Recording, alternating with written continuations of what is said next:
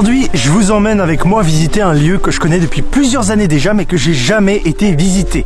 Vous allez voir, c'est un lieu un petit peu particulier. Alors attention, c'est pas du tout comme d'habitude un lieu creepy ou une exploration d'un lieu abandonné.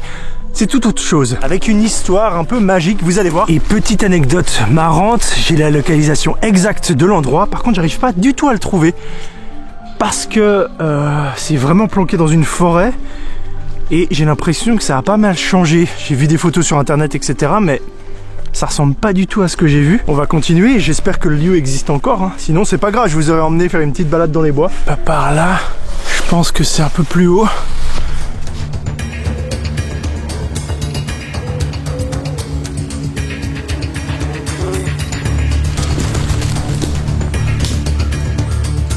D'après les instructions que j'ai trouvées, ça a beaucoup changé.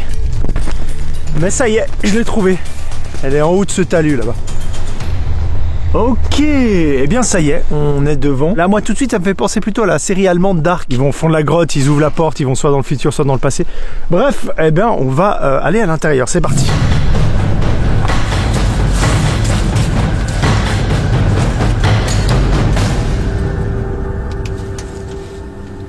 Quand j'ai décidé de venir ici, je me suis dit, ça va pas être ouf, tu vois, ça va pas être incroyable.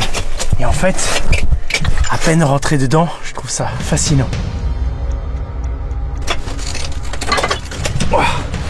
C'est aussi un petit peu dangereux, hein, parce que le sol est jonché d'objets tranchants, de bris de verre, de bouteilles, de tuiles. Ça peut être dangereux. J'ai un petit passage de 45 cm sur les côtés. C'est vraiment compliqué d'avancer entre les bouts de verre. Beaucoup trop immense. Oh là là. Wow. Ok. Oh, puis il y a une deuxième salle là. Oh, c'est du délire. Autour de moi, vous le voyez, c'est... Oh merde, le micro. Bon, vous le voyez, c'est pas une simple grotte, c'est rempli d'objets. Ça me fait un peu penser à la caverne d'Ali Baba.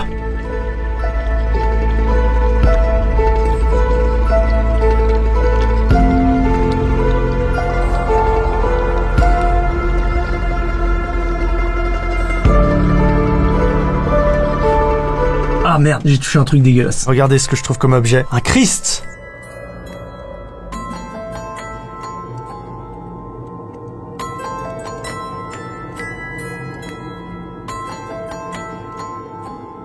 L'histoire de ce lieu remonte à 1979. Un homme a décidé de creuser cette grotte seulement à l'aide d'un piolet et d'une massette. Il lui a fallu 20 ans pour la terminer. Et elle fait 17 mètres de long et 1,50 m de large. L'homme qui a fait ça a creusé tout seul le lieu déjà, mais ce qui est encore plus dingue, c'est qu'il a surtout déblayé tous les gravats, tous les débris, tout le surplus de la terre, tout seul, à la main, à l'aide de bidons. Et il a emmené ça très très loin pour pas que ça attire trop l'attention. Hein, vraiment, on voit que la grotte, elle est planquée. Avec la taille de cette grotte, on estime à 135 tonnes qu'il aurait déblayé tout seul, à la main. Colossal. Et l'auteur à l'origine de cet endroit s'appelle Maurice Dumoulin. Il est décédé à plus de 100 ans. C'était un personnage de la région. D'après ce que j'ai pu lire, il ne portait presque jamais de chaussures, ni de slip. Il adorait la nature, il était muet et malentendant de naissance, mais surtout, il vivait comme bon lui semble. Il ne buvait pas d'alcool, ne fumait pas, et pour vivre, il effectuait toutes sortes de petits boulots. Travailler dans les champs, couper du bois, en échange de nourriture. Et on raconte aussi qu'il avait une force hors du commun, un homme à la fois mystérieux et extraordinaire. Cet endroit devient alors son refuge et il passa tout son temps sans jamais y habiter. Il ramena des objets en les classant par leurs usages, leur nature, leur couleur ou encore leur forme. On est presque dans un conte à la Big Fish là. Aujourd'hui, l'endroit a gardé son originalité et est considéré comme un chef-d'œuvre d'art brut. Ce qui est complètement ouf, c'est qu'il a creusé plusieurs pièces comme ça, plusieurs cavités, et que j'y ai pas trop accès. Mais c'est un truc de malade comme il a creusé ça, avec plein d'antichambres. Regardez le genre d'objet qu'on peut trouver dans cette grotte.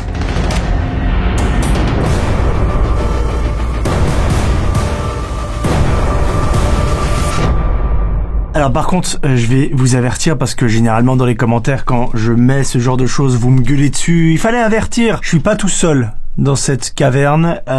C'est habité par beaucoup d'animaux nocturnes, notamment beaucoup d'araignées. Donc franchement, si vous êtes arachnophobe, je crois que c'est le moment de quitter la vidéo. J'aurais jamais dû dire ça, il y a tout le monde qui va partir.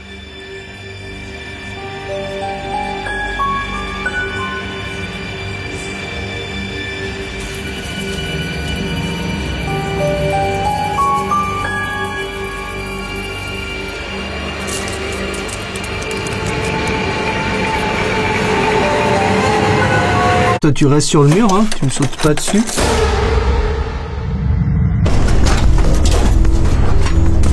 C'est carrément le bordel. Pourquoi? Eh bien parce que ça fait des années que c'est à l'abandon. Et aussi il y a pas mal de visiteurs. Même si les gens respectent, c'est un peu bougé. Tu vois, il y a des trucs qui se sont pétés la gueule comme ça. Je galère à avancer. On est pas mal près du fond. Peut-être qu'au fond là-bas, il a caché un trésor. Moi je vais le laisser tranquille le trésor, hein. Avec les grosses araignées là-bas. Pas besoin d'aller plus loin. Je crois que j'ai vu ce que je voulais. Ça me va très bien comme ça. Vous savez quoi? Il n'y a pas beaucoup d'oxygène hein, au fond de la grotte. Et d'ailleurs, lui quand il était en train de creuser sa grotte, il mettait des bougies pour savoir s'il avait encore assez d'oxygène. Et je comprends pourquoi il faisait ça. J'ai plus d'oxygène, il faut sortir. Voilà, c'est terminé. Personnellement, je suis super content d'avoir pu vous présenter cette curiosité de ma région. Ça fait du bien de s'intéresser à des petites choses comme ça aussi un petit peu différentes de d'habitude. J'ai entendu un bruit derrière moi. Qu'est-ce que c'est? Je ne sais pas. Je vais terminer cette vidéo en vous remerciant et j'espère surtout que ça vous a plu. N'hésitez pas à liker et je vous donne rendez-vous dans une prochaine vidéo. C'était le Grand JD. Je vous remercie. À bientôt. Ciao.